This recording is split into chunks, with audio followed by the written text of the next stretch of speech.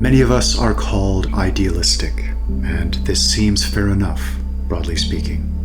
Those leveling these charges often seem to be men without ideals, often men who negate the very conception of the ideal, or relativists who balk at the idea that any one thing may be definitively superior to any other. The aristocrats of the soul, to borrow a term from Julius Evola, instinctively and everywhere love and resonate with the true ideal, and all those willing to proactively strive toward it. The divine is perfection manifest, and perfection manifest is the divine. We can't attain definitive and absolute perfection in any sphere as flawed and fallible beings, but we can strive toward this goal as long as we're able to find our bearings and discern this path. Some etymologists speculate that the term man is cognate with the Latin manus, meaning hand. Nearly every major spiritual tradition describes a subset of mankind being created and set apart by a divine force, the hand of God, intended to spread and cover the earth and be fruitful and multiply, and to create and orient and structure in His image, to be a beautifying and ordering force to the best of our ability. Many ancient peoples viewed God as the ultimate hyparxis, the hierarch of hierarchs, the peak of the mountain, the fount from which all good things flow. As Davila rightly states, hierarchies are celestial. In hell, all are equal. The road to hell is paved with confusion, an inability to employ our intuitive gifts of judgment or discernment, an inability to think or act justly, a convoluted chaos. True justice isn't in treating all things equally. True justice is giving everything its rightful due. There is no equality in the sphere of perfect justice, as evidenced by the fact that there is no equality in nature or the universe. The stronger or faster man wins the Olympic medal because he is strongest or fastest. The most beautiful sculpture is displayed for all the world to see because it is beautiful. The most gifted architect is selected to build the structure. This is just. It's the ideal form of justice that sets the world in right order, with all things in their proper place. I'm enamored and humbled and respectful toward our people and our ancestors and their history in proportion to their recognition of this ultimate ideal and this sense of duty and obligation the best of them seem to feel in pursuit of it. Like a fallible animal with a divine spark buried deep within, choosing to listen to and quest toward that light. I'd suggest even the unprecedented martial prowess displayed throughout history was often a direct manifestation of this. After all, a lesson they knew well, and one which we'd benefit from rediscovering and keeping foremost in mind today. Really and truly loving something requires you to be dangerous enough to protect it.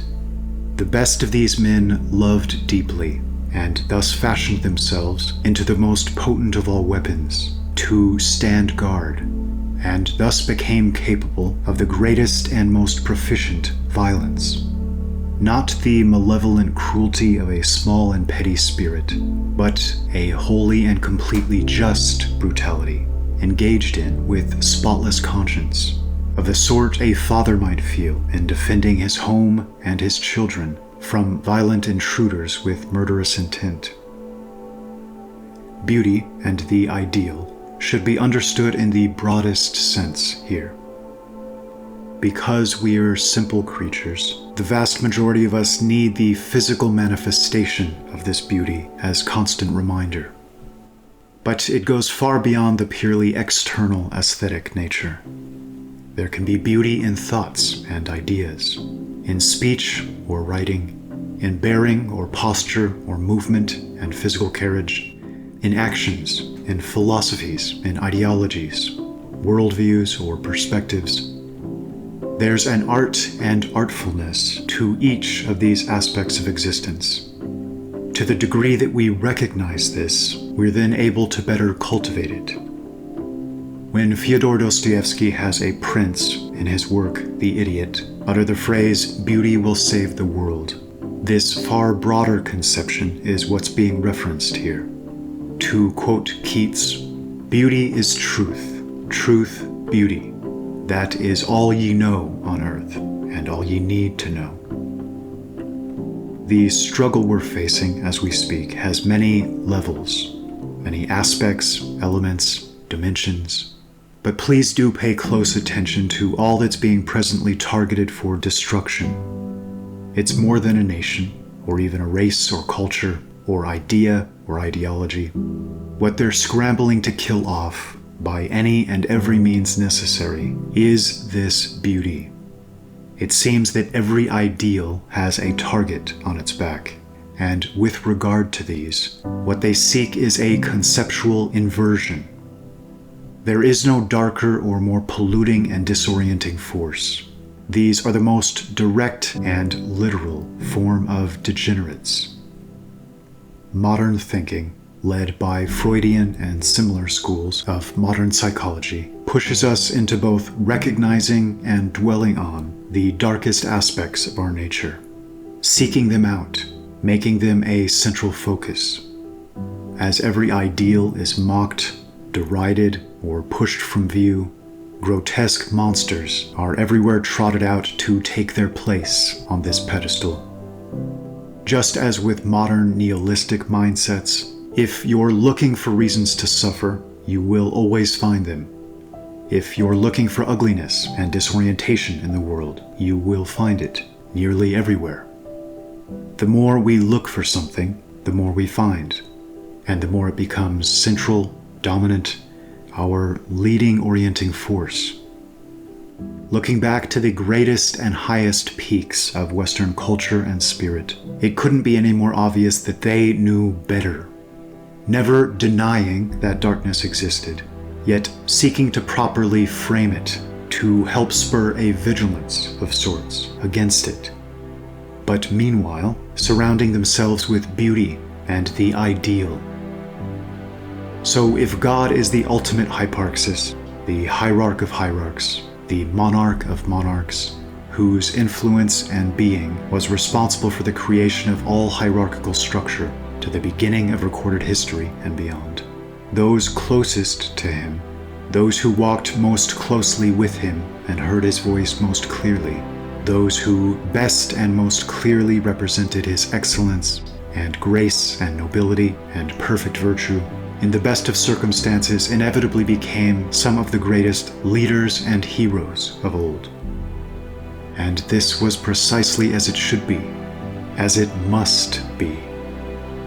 When we lose this ability to recognize and champion the ideal, the beautiful and healthy and well-oriented and well-ordered, contrasted with its opposites, we gradually come to lose everything.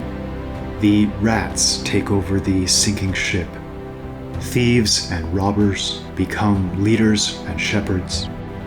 Cheapness and ugliness spreads throughout all spheres and becomes contagious, and life loses its luster, its charm and grace and energy and spirit.